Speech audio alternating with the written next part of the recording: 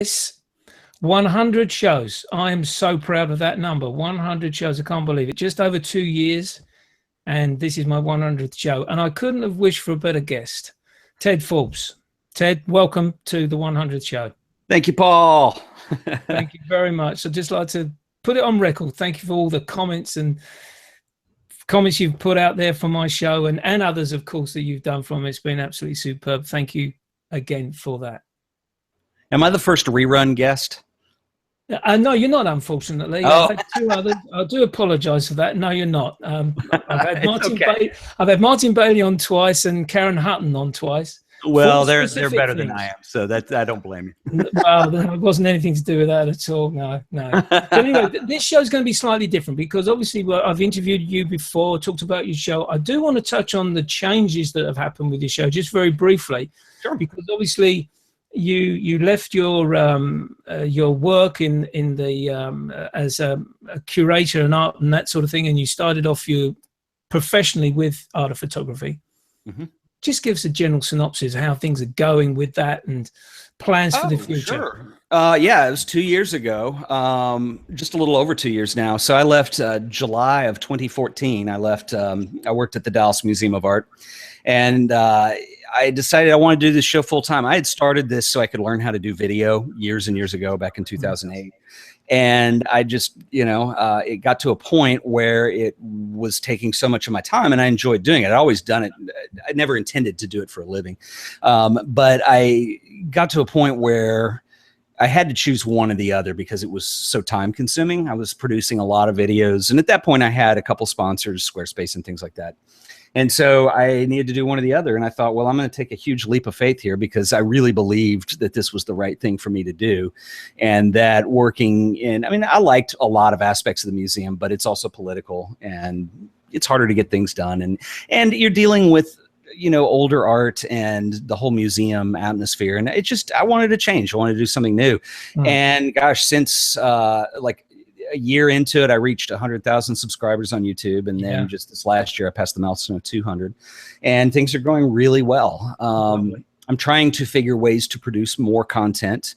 And I'm kind of using August to figure a plan to put in place for that. Because I tried to do it in July, and it's a little easier said than done. In practice, but yeah, it's going great. The artist series has been very time consuming this year, which is for those of your audience that might not know, is a crowdfunding project I did last year, and we raised a bunch of money. And the original idea was to film 1 or 2 videos, and since I way overfunded it, I decided there's an opportunity here, so I put everything into the artist series this year. So I've released the first 3, and these are all like short film interviews with living photographers. So I've done the first 3, and then I have 6 more that are filmed that need to be edited still, so that's coming. Work ahead for you then. Yeah, so it's been fun. It's been good. It's weird. I guess leaving your day job to do something like that's really scary, but and it was frightening for me at first, but you don't know unless you try it. And I always figured, what's the worst thing that could happen? I could go be a barista at Starbucks, right? And I haven't filled out any applications yet, so I'm doing okay. Well, that's good to hear. Good to hear. Well, it's great. Just a nice little fill in there as regards to how your show's going. And it's a must watch for me, every single show that comes up. I love it. It's brilliant. I love the books. My shelf is struggling with the weight of the books. It keeps adjusting. My wife keeps telling me no more books. So I always need more books. And the artist series, well, you just go a little bit more deeper into these beautiful, fantastic photographers, which you've come to meet, which is, I get the opportunity over a screen, but you get them person to person, which is just that little bit extra, isn't it? And I don't talk about that much, but it really has been life changing in a huge way. And the reason I don't talk about it is I don't want it to make. I'm trying to keep the spotlight off of me on that. I mean, I'm not in any of those videos. I just produced them, and. I wish everybody could see what goes into those, because it's really interesting at the point where you go over to an artist studio and you go in there to sit down and talk about photography. And there's been a couple of them that I've gotten kind of nervous about, because it's like, I really look up to them and their work. And then, usually we talk for about 40 minutes to an hour, and then I go edit that down. And usually the reason I take so long is it takes people a while to warm up when you're asking them questions. And it really works best if it's not just me asking a question and then having an answer. If I can just start a subject, get them to start talking about it, and then I can play the dumb guy and ask questions. And it's worked really great so far. And so then that gets kind of edited down. But yeah, I've still got Keith Carter to put out, David Brookover, we were talking about earlier, the 3 photographers from Mexico who were just unbelievably amazing. And then Harold Feinstein, who I actually filmed a couple years ago, and we're finally going to get that put out. So, I'm excited. Yeah. Looking forward to that. Now, as you say, meeting the guy person to person, I was lucky to meet Joel Meyerowitz, and I was lucky to meet Michael Kenner just recently. And it is strange. You see them on the screen, you get a little bit tongue-tied, I found anyway. But, oh my gosh, yeah. Especially somebody like Meyerowitz, where you know, I know what he looks like. I've seen him a bunch. You don't see as much of Kenna. So it's like, it'd just be this guy, oh, you're Michael Kenna, you know, but Meyerowitz with the bald, and, you know, he's both of them are great. And I've heard they're both great guys. Great guys. Yeah. So anyway, for a slight difference for this show, as I said at the start off, I've interviewed you before and we've talked about your career and all that. And so for this show, to celebrate my 100th show, I thought we would change the setup of the show and talk about significant photographers, significant books, and significant moments in history over the last 100 years. Now, that's a real bit of homework, isn't it? How many hours do we have? Exactly, yeah. So it's just going to be 5 of each. We're going to keep it to 5 of each. Well, and you got to keep me short, because you know me, I will talk all day. Carry on. I know you've had some trouble with your shoulder and your back, and I did say to you, as soon as you start wincing, I'm quite prepared to stop the show, because I don't want you falling over. Okay, so we're going to do the books first. Ted, do you want to kick off with the first book? Yeah, sure. I'm doing mine kind of chronologically here, and this is not the first book. This is going to be later. I didn't expect anything less of you. Sorry?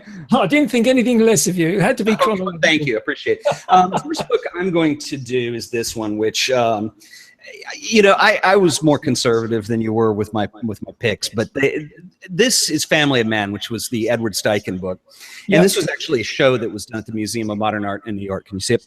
Yeah, we can have. Yeah, that's lovely. Yeah, and Family of Man is essentially a greatest hits of who was who at the time that exhibition went on and it was published. But it's extremely significant because, you know, at that point, photography in the art world, they did not get along too well, and the art world did not want to accept photography as a medium. And then, you know, the big practitioner, or the big actually encouragers of that movement, were Stieglitz and Steichen in New York. And Steichen was the first curator of photography at Museum of Modern Art in New York. And this was kind of his flagship show. Of course, you know, he went on later and kind of brought William Eggleston to the public attention, and among others.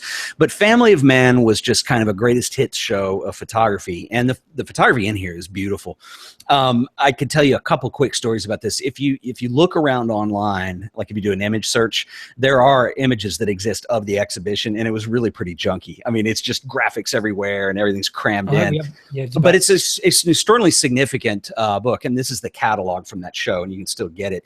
The interesting story about this is that when I interviewed Harold Feinstein several years ago, he knew Steichen, and Steichen asked him to be in Family of Man, and he turned him down. No. And he said at the time he was kind of young and cocky and thought, oh, I want to be away from the crowd. And he had no idea the significance of what that exhibition would be. And he said it was the worst career movie ever made, but it kicks himself to this day. But yeah, it's a beautiful book, and kind of a milestone in photography. So. Great start. Okay, so my first book is going to be a similar situation, actually. This book is very rare in the UK. It's called High on Palace, and it's by a photographer in the UK called High Money. Now, I've had High Money on my show, and she's such a beautiful lady. She came over from India at the age of 19. She didn't know anybody, and her mother gave her a Rolleiflex camera. And her mother said to her, I want you to take a photograph of the palace, i.e. Buckingham Palace. Roll on a few years, we'll go through a series of racial discrimination, difficulties in finding work. She found a job in a laboratory to basically develop film. Her son wanted to celebrate his birthday, and she said, where would you like to go? And he said, I'd like to go to the palace, please, Mum. She said, well, Buckingham Palace, brilliant, I can take the photograph for Nana. And he said, no, Crystal Palace. Crystal Palace is a football club. So High, in actual fact, ended up taking the family of boys to the stadium, and she took a Rolleiflex and took some photographs. And after the game, she got totally enthralled with the whole atmosphere of football. She, in actual fact, made a pest of herself and asked and called to basically be a photographer on the touchline at the Crystal Palace football ground. Now, in these days, we're talking early 60s, 65, no, about 68, 69. Female photography and journalism, especially as a sports photographer, was basically a naysay. There was no chance of it in the UK. But she made a pest of herself and got herself involved and started to take photographs from the touchline. But here's the point. The National Union of Journalists didn't recognize her. She didn't have a National Union Journalist ticket, a union card. She was refused entry to the Wembley Football Stadium, where 2 of the Crystal Palace players were playing, because the men said, she's not coming in here. She suffered so much racial abuse, you just cannot believe. This book, in actual fact, was compiled by the fans of Crystal Palace Football Club and was refused display in the Crystal Palace Football Club shop by the chairman at the time, who basically wanted to produce the book himself, but she had already agreed with the supporters club. This book is full of photographs of memorabilia, of photographs of footballers that I used to go and watch as a kid with my dad. It's one of the reasons why I bought this book. And it's just the great memories of all the photographs. And some of it is pretty damn good photography, in actual fact, I would hasten to add. But I found it such a unique story when she came to present her, that's High Money there, when she used to be sitting on. And I remember this lady sitting by the side with her Nikon camera. So that's my first one. Fantastic photographer, and really she deserves a lot more accolade than she gets. Very cool. Number 2. So on to number 2? Yep. All right, my number 2 is actually going to be a series of books. This was a trilogy that Ansel Adams put out called The Camera, The Print, and The Negative. I just pulled the first one off the shelf.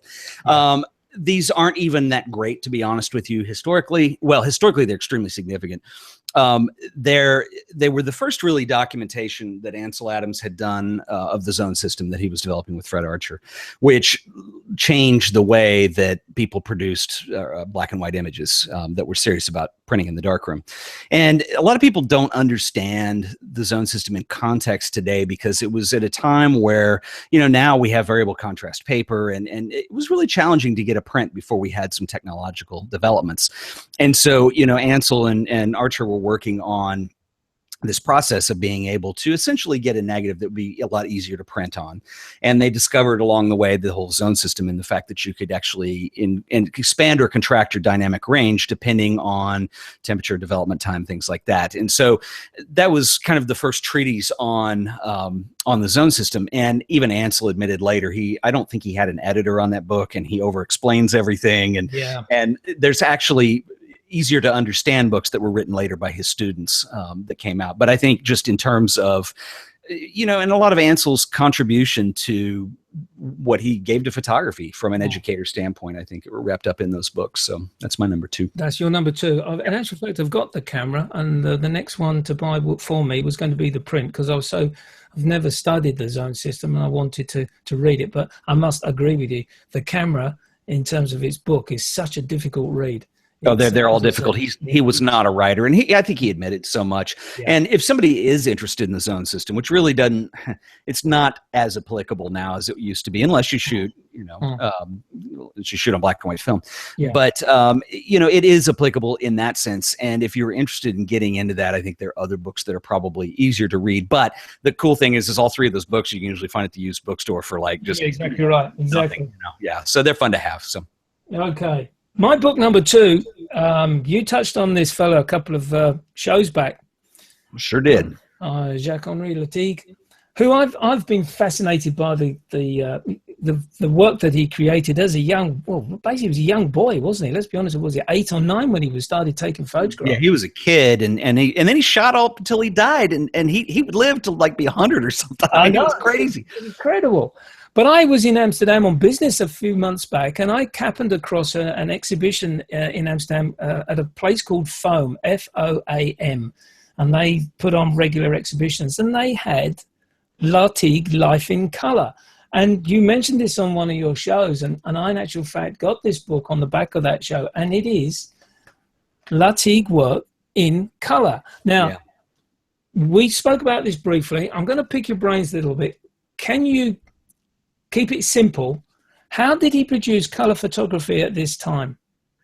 Because it's a different process, isn't it? Yeah, color photography goes back to, gosh, you know, Heinrich Kuhn is another Austrian photographer that I covered a long time ago. It goes back to, I mean, there's some very early color processes. People don't realize that. I mean, the early processes where they were difficult to do, but essentially it was 3 different processes of development that would create the illusion of color. And we still use technologies like that today in print. But yeah, he got a hold of some of that early. I mean, and you have to remember too, Lartigue came from wealth. He came from a very well-to-do family. And so he could afford to do stuff like that. And people will every now and then email me about early color process and say, is there any way to still do this? And unfortunately, the early stuff, I mean, anything's possible, of course, but you'd have to have machinery to recreate a lot of the way that worked with potato starch and stuff like that. One panel in the exhibition which mentioned one of the reasons why he stopped doing this type of photography is the fact that the amount of gear that he had to carry around to produce the work. Let me just they were color plates is what they were. They were glass plates. Exactly right. Yeah. Let me just show you a couple of images here. They're almost in actual fact like doing cross-processing from when you do transparency shoots. Mm-hmm. And they're pretty grainy when you look close. Yeah, they are very grainy, especially when they're printed up on the wall. Obviously, looking at them on a print in a book here, they look pretty damn sharp. But I must be honest, they were pretty grainy at the. You can actually see if you look up real close on those the little circles of colors that mix together on. It's really interesting. Yeah. Okay. I'm glad my eyes are faded a little bit, so I can't see that. Hey, Paul, we have a guest now. I saw that little chat there. Hey, you're not on the show. This is. Well, there you go. I've had dogs. I've got cats now. Hello. Bring in the dogs. We'll have pet show. He's hungry, and I've told him it's not dinner time. So I've got one of those. Always eating. Your third book. Third book is going to be. What do you think? It's just started raining here. Has it? I'm afraid we lose power sometimes. So just an alert. If I go dark, I'll call you right back. Third book is going to be Robert Frank's The Americans. Yeah. And actually, I probably should have done one of the other ones first. Robert Frank's The Americans is, in many ways, it was a pretty big game changer in terms of photography in that, Robert Frank was... And this is where it gets confusing because a lot of these guys were street photographers, as we call them today. They didn't call it that back then, but they were also photojournalists. I mean, Robert Frank worked for news agencies and things like that. The Americans was a trip that he took across America in the 1950s and documented what he saw. And this was for a grant. And he brought back images that I think for the first time really brought some of the reality into play of things like racism. I mean, it's definitely very political in nature, but beautiful book. And the other thing about Robert Frank that's interesting too is, when you have Henri Cartier-Bresson, who's all about rules of thirds and, dynamic symmetry and things like that. And Robert Frank isn't about any of those compositional techniques.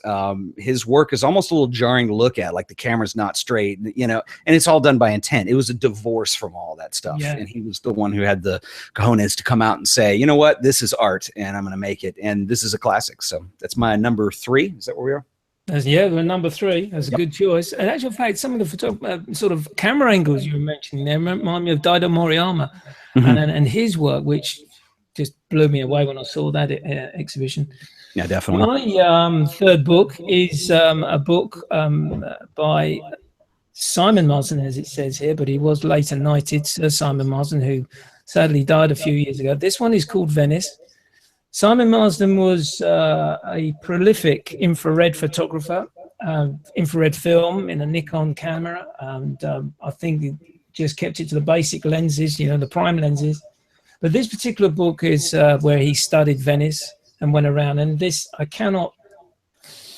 I'm fortunate enough to have this signed in actual fact as well. There's a story behind that. But some of the photographs in this book are just purely outstanding. If you love infrared photography, if you love grainy, if you love blur, if you love, I don't know, we want to say something really gauging mask or something like that. This is a book that you will want to get. You want messy photography. A messy photographer. I like it. I love it. Boy, what a composition maker. The story is I called up to buy the book and this gentleman's voice answered the phone, hello. And I said, I wanted to speak to someone to purchase the book, please. He said, yes, I can arrange that for you. And as we were talking, I said, excuse me, I've got to ask, am I talking to Simon Marsden? He said, yes, you are. And he said, give me your website. I'd like to check your work out. I thought, oh my God. But he sent me an email. He sent me an email and said, love your mono work. So that's good enough for me. That's excellent. Yeah, very cool. Number 3, that was your number 4. Number 4, my turn. Number 4 for me, and this is, I should have done this before the Robert Frank, but anyway, Henri Cartier-Bresson. Fantastic book. The Decisive Moment, except I think it's upside down, right? No, yeah, right, yeah, it doesn't matter. I'm not going to bother to pull it out because it's heavy and I'll hurt myself. Yeah, Henri Cartier-Bresson was one of the all-time greats, probably one of the most famous photographers of the age of photojournalism, street photography, the golden age of it, from the 1930s probably up till about the 1960s or 1970s. And of course, Bresson only died, I mean, well, it's probably been more than a few years ago now, but he ceased to make photography at one point in his life and just decided to be a painter. But he was brilliant. He was one of the best. And there's an element of Henri Cartier-Bresson's work. There's many elements that all work together. It's all of the classical rules of composition and principles that he brings into his work, but it goes beyond that. And I think that's such a prime example of that because he's always able to capture the humanity, the emotion, the people. And he was. It's hard to not like Henri Cartier-Bresson. I think I've got to be honest with you, Ted. I think I would hasten to add probably every person that's been on my show, 100 guests, have said Henri Cartier-Bresson. He's up there with the greats, without a shadow of doubt. He is. And you know, it's interesting because, I don't know, I hear his name thrown around by some of our colleagues every now and then. And somebody had raised a point that came up in someone else's show. And they said, you know, if Henri Cartier-Bresson were alive, and I can't stand it when people start like that. If Henri Cartier-Bresson were alive today, if Ansel Adams were alive today, would he be going digital? You know, they said that his work would be too complex for people to... You know, it's all baloney. I mean, he was brilliant. He was great. And the other thing that people don't realize, and it's a little bit reading between the lines, but anybody like Ansel Adams or Henri Cartier-Bresson were excellent at self-promoting themselves. They were good businessmen, and they had that going for them too. There were other brilliant photographers at the time of Henri Cartier-Bresson. He was fantastic, and there's a lot of work. There was no internet back then, so there's a lot of work that you've never seen. Right. Vivian Mayer comes out of the woodwork one day, you know. And I just think the world of Bresson. But I think he was brilliant, and the fact that he was able to, I mean, you know, one of the founders of Magnum, and just the way he worked. I mean, he put himself on the map. It wasn't an accident. It had nothing to do with the complexity of his work, or I mean, it was good work, and he knew what to do. So, and I think also another point to mention, just finally, about Henri Cartier-Bresson, it is. I think we can't imagine how many people have picked up a book. I know John Free, in actual fact, is one that I'm particularly thinking of at the moment, that picked up a Cartier-Bresson book, looked at the photographs, and went, "I want to take photographs." Right. I mean, sort of crossover that he was able to produce. Actually, I'm really glad you brought that up because this book, and this is the Steidl reissue. It's not the original, but there's a whole thing in here that talks about the original book and some little known facts. And I think a lot of this is how we interpret history sometimes, but that book did not sell well. It was a disaster. No, exactly right. It was expensive to make. It was, it took a long time to put together. There were a lot of people involved with it, including Henri Cartier-Bresson, obviously, and it flopped. And it was not, you know, it wasn't successful to the fact that it was in production for years and years and years. It wasn't. And it was since then that I think people have warmed up to Bresson and the whole idea of the work, and the industry has changed to where, I mean, definitely in the 80s and 90s, books were published. And so there's compilations, and this book is actually, but it's considered by so many to be the classic because it was so influential. Yeah. When I reviewed this book in the show, I even said, you know, there are compilations that have all of these photographs and 4 times as many more. Yeah. And, you know, you're probably better off buying something like that. But I wanted this because this was the classic. This is the one people. Classic. And that's exactly what I was going to say, because I've got that other book that you showed, the maroon burgundy colored. I can't remember the name of that book. Right. But as soon as you presented that one, I did know of the book. I went, right, I've got to get it. So that's another bad point against you, Ted. Another book that I had to go out and buy. Well, and it's also interesting because I see people complain about the print quality on here, but it's done like the original. And I think it's amazing. Yeah. That's exactly right. So my book number 4, and this guy is Chris Upton. met him personally, such an unassuming man, great photographer, probably better known for his landscape photography work and travel photography work.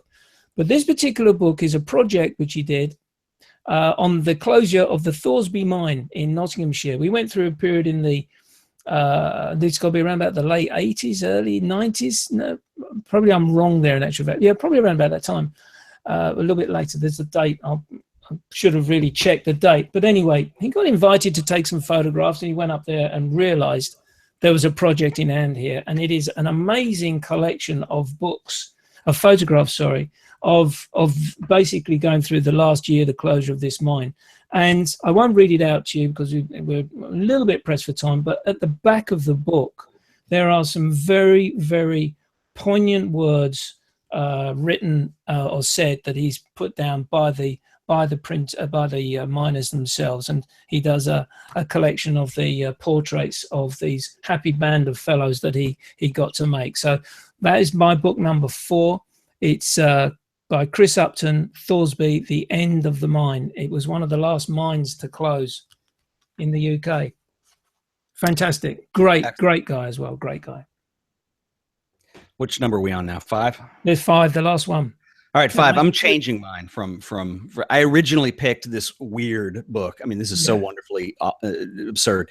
This is called Kim Jong-il Looking at Things, which is the former North Korean leader, and it's a collection of propaganda photography.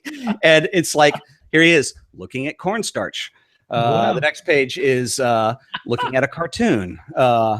Looking at cotton, looking at cows. And it's the reason I picked this is, I'm just going to go with it now. The reason I picked this is because I think it represents quite interestingly a shift in the role that photography plays in our lives and our perception. Obviously, this being the king of propaganda in North Korea with the former leader, and the absurdity of it all. And of course, none of the photographers are credited in there because they're all North Korean photographers. They're probably hired by the government. But the bizarre nature of having to display somebody, the great leader, overseeing the most strange things like a radish or, a cow or, Anyway, so I think we've certainly taken a leap from that. I mean, that is a very news media oriented topic to put into it. But I think it's a breakaway from, everybody we've shown so far is somebody who's either published in a magazine or a book, and that's how their work is distributed, or somebody you would go see at a gallery. And photography has had an enormous shift away from that, I think, in the last 10 years. But anyway, we'll talk about that more as we go. It's a fun book to put into your 5. Kim Jong-il Looking at Things, which is published by Jean Boite Editions. Right. It's bizarre. He probably took the photographs himself. And on the back it says, "Are we to enter a world in which any preconceived ideas about a photograph are vanishing?" It's weird. It's so delightfully strange. I recommend it. So we're not taking the mickey out of the book in case he's watching. My final book is a book which I bought after I interviewed Damien Lovegrove. Damien Lovegrove I interviewed. He's a Fuji user. He's an Fuji X photographer, as they call themselves. He's a boudoir, glamour, and portrait photographer. But this book is significant in a sense, Ted, because let me just get the title of it there. It's all the photographs are of Chloe Jasmine Wichelow. She's the model. But basically through the book, and there are some fantastic photographs here that he's created, which you can just see there. What I like about this book is Damien takes the time to describe through the book how he's gone about setting the studio up, how he wanted to present the model, how he wanted to take the photograph. And I think sometimes that's missing from books of this nature. This is not a textbook, I would hasten to add. This is not pages and pages of text and then the photograph. This is photographs with text alongside, and it's such an informative book. If you want to get involved with portrait, boudoir, glamour type photography, it's well worth the purchase. Not only the photographs fantastic, but the words are very, very useful to anyone who's looking to go down that line of photography. Very cool. Yes, nice touch, that one. Okay, so that's our 5 books each. We got through that. We're really dragging this out. Should we do a quick, short, sharp 5 photographers that we appreciate? I'll start off. What was the two things we were going to do? The five photographers, our top five, and the 5 significant things in 100 years. Yeah, I mean, I think we could kind of maybe. Well, no, they're not dovetailable. Never mind. Yeah, sure. Let's go through the 5 photographers. Let's do the 5 photographers. Quick. Yeah, very quick. My 5 are going to be Sol Leiter, Brassai, Kudelka, David Bailey, and Alex Lambrecht. And I'll tell you why. Sol Leiter opened my eyes to the style of photography that he created, the layers that he created in photography, and of course, color. I just recently got his book on black and white. I just love his photography and the way he went out there and took photographs of what just seems to be everyday life in New York City. And that's what really caught my imagination. Brassai, when I got his book of the dark, heavy contrast images of evenings and nighttime in Paris, again, made me think. And it's when you think of the photographers like Atget, Brassai, Latique, and then obviously Cartier-Bresson, we have to remember these guys weren't working effectively with what we term now digital cameras and the autofocus cameras. They were working with gear which they had to take time and effort to create those images and knowledge of what they were creating. And Brassai, to me, his study of Parisian life, especially at nighttime, is up there with the best. Kudelka was a book which I got on the back of one of your shows. Again, the study of when the tanks came rolling into Prague and his country in regards to his study and the way he created his work, to me was great journalism type photography, which really caught my imagination. The last 2, a little bit more up to date. David Bailey, who, I'll be honest with you, I never really appreciated how good this photographer was until, quite honest with you, quite recently, around about a year or 2 ago, when I picked up one of his books and saw him on video. And he changed the face of model glamour photography. And there's a fantastic video out there, which is sort of a bio type film of him going to America and doing those great photographs of Gene Shrimpton and having the director saying, no, I want it done on 6x6. I want it done on this and that. And he goes, no, I'm going to shoot it on 35mm. So it was great to really sort of get back in it. And David Bailey, one of the triumvirate over in the UK here, Donovan and Duffy and Bailey, they were the guys that really changed model photography as I would create it, glamour photography back in the 60s. And the final one, which you probably have never heard of, is a photographer that I'm very pleased to know is a good friend of mine, Alex Lambrecht. Now, this is a photographer that's really starting, in my opinion, to start pushing the boundaries. He's starting to take photographs of glamour in different angles and working with that, working with light and working with flash in different ways. It's glamour photography, which I've never really appreciated before. A lot of it is not what you would call fashion photography, is just basically to show the art of the photographer. And he's getting himself well publicized in magazines, Vogue magazine for one of description. So they're my 5 and the reasons why I love them. You're going to ask me to narrow it down to 5. I mean, this is a tough one because it's like when you consider the vast history of photography and you know, my attitude is that I think everyone's important to a certain degree. I mean, even amateur photographers, it's like there's some people who are more innovative perhaps than others, and they're bigger names as far as that goes. They're people who push, you know, the envelope more. I'm going to shorten mine up just a little bit. I mean, it's really hard to get down to 5 because if you consider, and we'll come back around to this, to movements in photography, but you know what was going on in New York in the 30s through the 60s. Yeah. W. Gene Smith was one of the greats. So was Henri Cartier-Bresson, although he wasn't an American. But Sol Leiter was in New York. Harold Feinstein was in New York. I mean, there were a ton. Louis Farr, Sid Grossman. There's a ton of people from that era. Just in terms of, and I've talked about them a lot on my show, not recently, but Abelard Morel, I think, is just brilliantly pushing the envelope with everything that he does in a rare way. I don't see a lot of photographers that try to do something new in the way that he does. Obviously known for the camera obscura and the tent camera shots, and where he shoots a reflection of a camera obscura, basically. And I think he does that in a really wonderfully, brilliantly creative way, as does Hiroshi Sugimoto, contemporary Japanese photographer who does series-based work, and every time he does a series, it's different. you know, it's the lightning fields wasn't even a camera involved. It was taking large sheets of paper and popping it with static electricity, and it looks like lightning in the end. Or the seascapes, and he did hundreds of those, or the theater shots. I think those guys really push it. But let me crack this down to the last two here. Was that 5 or was that like 15 crammed in? Yeah, you're doing I've got 2 more. I'm loving it.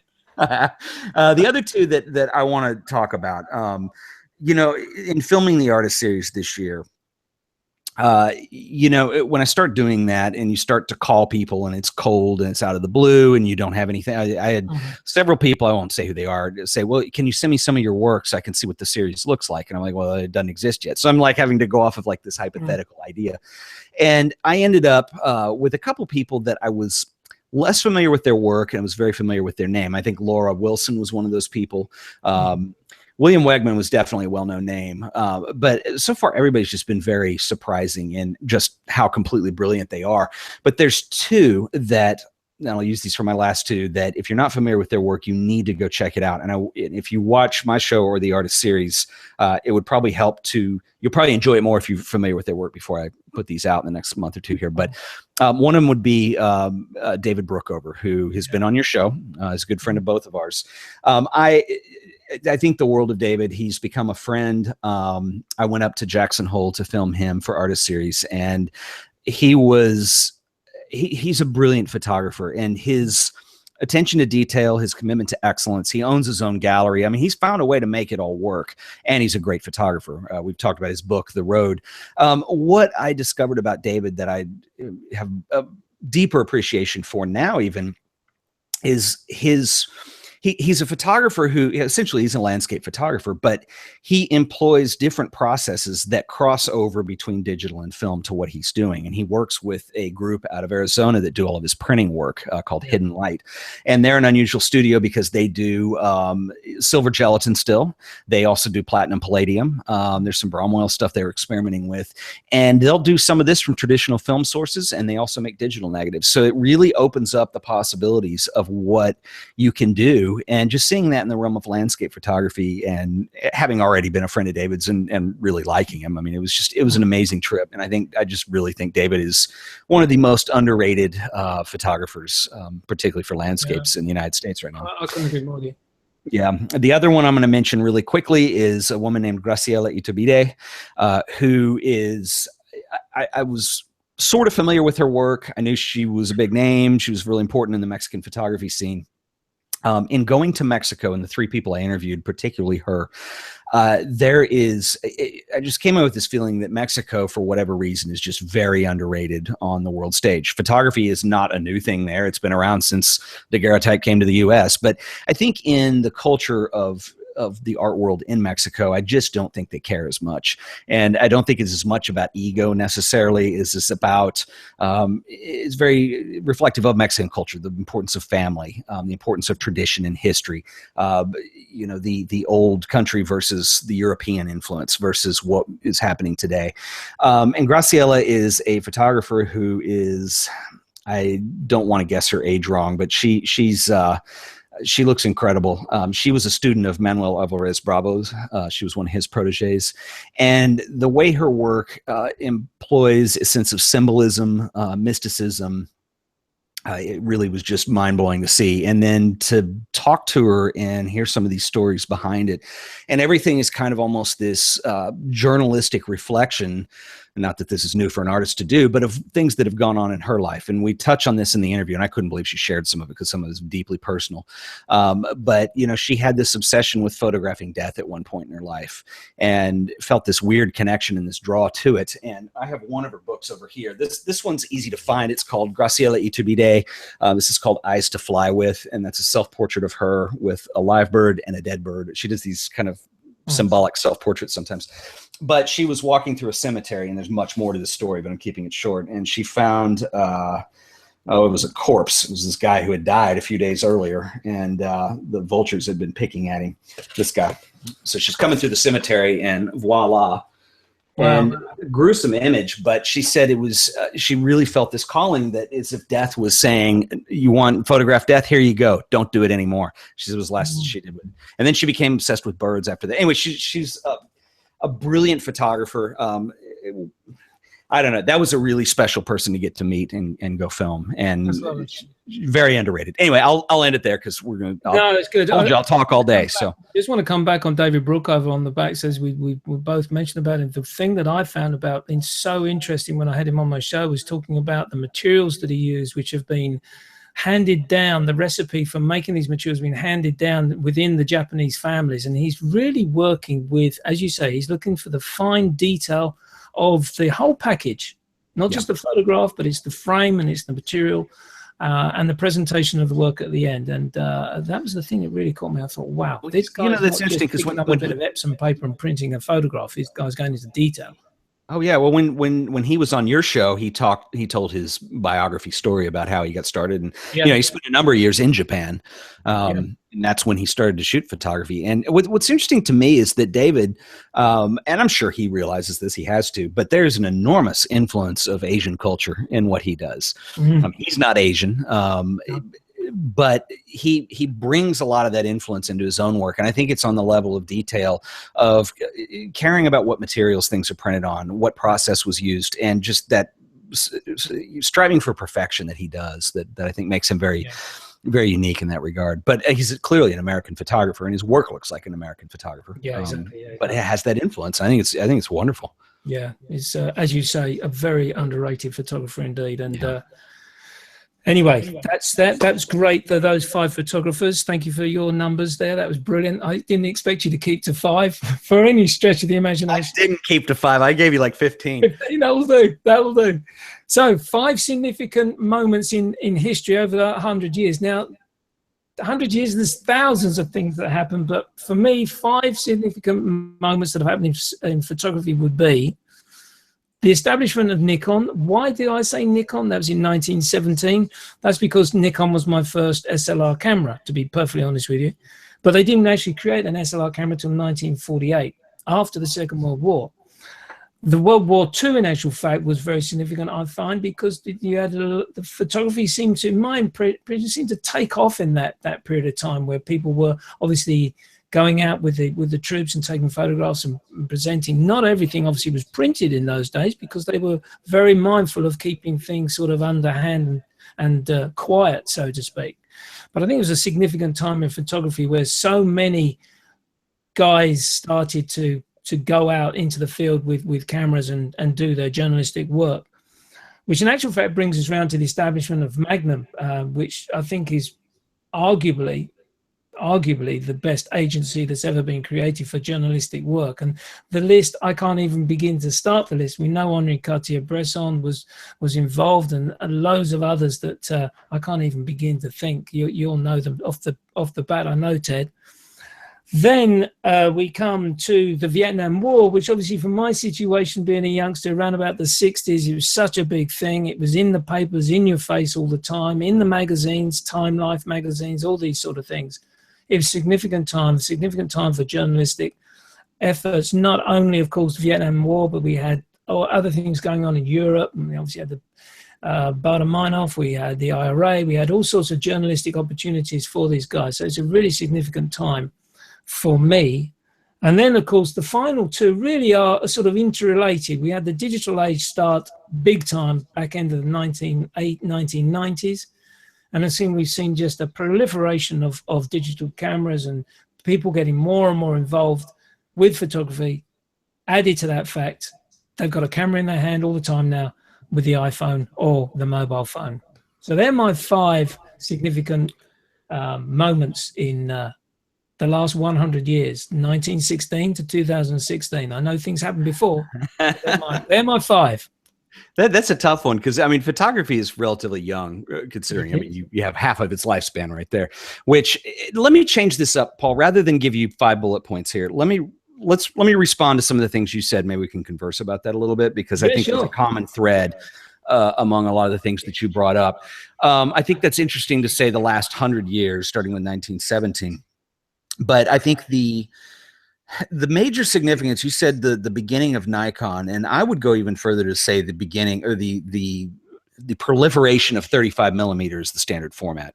Yeah. And this is going to tie into Magnum and then also Vietnam and what have you coming later. But, you know, the significance of 35 millimeter, you know, photography started, it was all plate film, glass plates, and it was very difficult. It was very slow. It was you had to load the shot, and wet plate, you had to develop it there. You only had a certain amount of time before that would expire on you. And if you consider, like, you know, somebody like Matthew Brady photographing the Civil War, for instance, you know, which was kind of some of the earliest photojournalistic endeavors, you know, in terms of war photography, and it was very different. And of course, it's come out after the fact that Matthew Brady and his assistants were rearranging bodies on the battlefield. But I guess you have the time when it's slow like that, but you're not getting the action shots that you get later. And 35 millimeter, for all intents and purposes, was an amateur format. If you look at the size of the negatives, you can see it's much smaller. You blow that up, it's grainy. Now that's a look we all want. We like that grain. The 35 millimeter is a beautiful look to it, whether it's intentionally grainy or not. There's just something about the resolution that looks great in 8x10 and up. So anyway, I think that the popularity rise of 35 millimeter means that we can get images that we couldn't before because there's no setup time. The image is portable. The camera is portable. You can get it into places that you could never have set up a camera. You can get the decisive moment, that intimacy. And of course, that's what you see but coming out of photography really predominantly in the 1930s and upwards with the rise of use of photojournalism. Magnum were a big part of that. Magnum's extremely significant because of the fact that Magnum is an agency that is run by photographers. And so it kind of represents a group of people saying, you know what, we're going to take control of our own business. And rather than an art director, I mean, you look at the early memoirs of W. Eugene Smith, and he had a terrible time getting along with art directors. He just couldn't do it. He wanted the ultimate say, and I would say he deserved it, but that was not how the egos worked in New York magazine business. And so there was a group of people saying, we're going to do photojournalism and we'll sell you the images. And what's interesting is I don't know how well Magnum is doing today. It seems to be kind of a popularity club in some respects, and it's not nearly as big as Getty or Reuters or any of the other news agencies that are supplying the world with images. I mean, you know, when I do the Week in Pictures segment for the show, you never see anything from Magnum. It's all Reuters, etc. I think Magnum has shifted their business focus, and I don't know this for a fact, but moving towards maybe resale of vintage imagery. Anyway, moving forward from there, though, I mean, I think that for me, one of the most interesting, I think for me anyway, times in history is New York City, 1930 to 1960, and all the things that were happening there, very few of which we actually know about until historically we start looking back. Like Saul Leiter was not well known during his lifetime. No. A couple years before he died, Howard Greenberg did an exhibition of his work, and people picked up on it. Another one that I died a couple weeks ago, Dave Heath, completely obscure. He was part of that scene in New York. W. Gene Smith, Harold Feinstein was in on that. Louis Farr, Sid Grossman starting the Photo League. And the Photo League I'm going to do a show on coming up, but that's a really interesting. These guys were communists, essentially. And it was a communist political movement that involved photography. So in those days, it was completely shunned. It was, oh, communists, no, you can go to jail for that, you know. So they kept it on the DL. And these are things that we know now. And I think that that time in New York, and mix that with what's happening with painting and abstract expressionism and de Kooning and Jackson Pollock. And it's just an amazing time in world history in terms of this concentrated 2 Mile Island here that has all this creativity coming out of it. So anyway, and where was I going with that? Sorry, I get sidetracked. You mentioned coming up more recently, and we talked about Vivian Maier before the show ran, before we got on here. Yeah. And that was a book that I considered picking. And a lot of people, I get a lot of crap for Vivian Maier because I did a video kind of calling out some of the marketing stuff. I've never had a problem with Vivian Maier. But I think the advent of Vivian Maier represents something that's very interesting. And it's like nothing else we've ever seen in photography. That when they started pushing her work, you know, John Maloof says this in the documentary, he almost wears it on his sleeve, that the museums wouldn't talk to him. The galleries wouldn't work with him. They do now because there's money in it. But that was his way of promoting her work. It had to be a grassroots movement. So he did everything unconventional that the art world doesn't do. It was social media. It was Flickr early on. It was, you know, it was doing a film. It was this amazing. And if you look at that, there are people that will go buy Vivian Maier prints that have never been interested in photography before, much less bought a print. Right. Yeah, and it's in the first book. The printing quality was, I mean, it is what they could do. I mean, it just wasn't very good, and I have there's some ethical issues surrounding the people that hoarded in on basically these, locker auctions that bought her work. And it's neither here nor there, but I think that the lesson is that here's an obscure photographer that there's a story with it. She's fascinating. She's this obscure nanny who photographed and nobody knew, and blah, blah. And it's amazing. It's fun, the whole thing. But I think it shows that when we think there's declining interest in gallery work, in fine art photography, look no further than Vivian Maier. It can be done. And I find that really interesting. But it also represents, because it coincides with the last 10 years where we've had, everybody has a phone on their camera with the iPhone. And the way that the role that photography plays in our lives, it's a participatory thing now. Most people, whether you call yourself a photographer, most people don't, but photography is, they'll take 100 pictures a day. It could be their kids, their dogs, a party they went to, their coworker doing something silly, a traffic accident, shooting envelopes to remember an address, or, I mean, it's an abundance of tools that you have in your phone now that can be, and that has changed it. I mean, it has moved us away from this one-way thing where we go to an art gallery and we see something that way, or we open a magazine, we see the news reported that way. It's changed, and it's going to continue to change. And a lot of people, I think that's a hard thing for a lot of us to get our head around in some ways. I don't think it's doomsday. I think that we just have to accept that it's a new role moving forward, and there are ways to operate within that. But anyway, I'm starting to ramble on. I think you make some good points, especially about Vivian Maier. I thought you did make a very good point, actually. I think the curating of some of her images, I don't think she would have appreciated. I think there were some images in the first book. I haven't bought any other book since. It's one of those books which you've got to buy, in my opinion, the first one, to see the work. And it is an amazing story.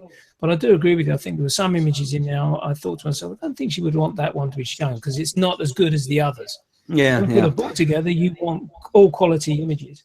And and they're not. And I get blasted for this anytime I mention it. But if you bring up the word curation, and most people hear curator and they think stuffy art snob who doesn't want him, and I understand. But it's not even that. I think the biggest thing for me with Vivian Maier is when you look at photographers historically, if you look at the vintage print business, for instance, if you can find a print that was made by the photographer, an Ansel Adams made print, or Bresson, or whatever that was, that'd be really rare with Bresson because he didn't print his own work most often. But anyway, it's worth a lot more. And there's a process. Even with Bresson, who didn't print his own work, it was still working with the printer, making notes, making sure it looked the way he wanted it to do. So there's an intention that follows through all the way through the print. With Vivian Maier, you have boxes of images that were bought as negatives. They're scanned and somebody else prints them. And there's a weird disconnect for me that happens there. I went and saw that show in Arlington last month, and I did a show on that. And I was impressed. The print quality was amazing. But the weird thing is I was looking up to find out who printed the images, and I had a hard time figuring out. I had to guess. I assume it's who the John Maloof Foundation uses. Thing that's brought out of that, and what you're looking at, was this the intent? Was it not? Exactly. And Vivian Maier is very difficult to place too, because a lot of people try to put her into the outsider art category, which I wouldn't. I don't think she is. She's not in there with Harry Darger and those guys, but I don't know. It's just very weird, and it's very hard to place. She's a fabulous shooter. The images are neat. They're of Chicago. They're historically significant. I don't have a problem with her. It's just the whole phenomenon. But I have to say that it doesn't matter what I think. It's a phenomenon, and it's a phenomenon. And the guys have taken it by the bull by the horn, so to speak, and made some good money out of it. Exactly right. It's an intriguing story, isn't it? The Vivian Maier one, and we could go on talk about that for ages. Have we covered everything? Yes, we have, because we we covered a lot. Yeah, a beautiful iPhone. Ted, we've managed to squeeze out a little bit longer time. I hope you're back and shoulder okay. You seem to be moving. Fine. No, I'm strong. That's great. Good to hear it. Ted, I can't thank you enough for being my guest on this 100th show. We've covered 100, well, we haven't covered, we've just taken a little soupçon, as one would say, of 100 years of photography, a great way to celebrate my show. Ted, can't thank you enough for joining me. Well, Paul, I'm honored to have been the guest on number 100. I've done a lot of videos. 100 it's significant. It's one of those things you look back, because you're probably doing this now. You look back and think, how the hell did I do 100 videos? I know, you do. And all the bits you go through where you're sitting there waiting for your guest to arrive and you get a little email. Sorry, Paul, I've been called away. And you go, oh, I can only imagine. Or the internet goes out, or the webcam's not working. That happened with David Brookover. And to his absolute credit, he just sat there and waited for me to come back. Yeah. He's coming back. Anyway, thanks again, Ted. Just to say, what's the day? Thursday. I've got to sign off as I always do. Although someone in actual fact made a comment about this, my final statement. Yes, take your camera out, but leave your camera bag at home is what I've been trying to say. All the best to you. Thank you so much for joining me tonight. All the best. Bye-bye.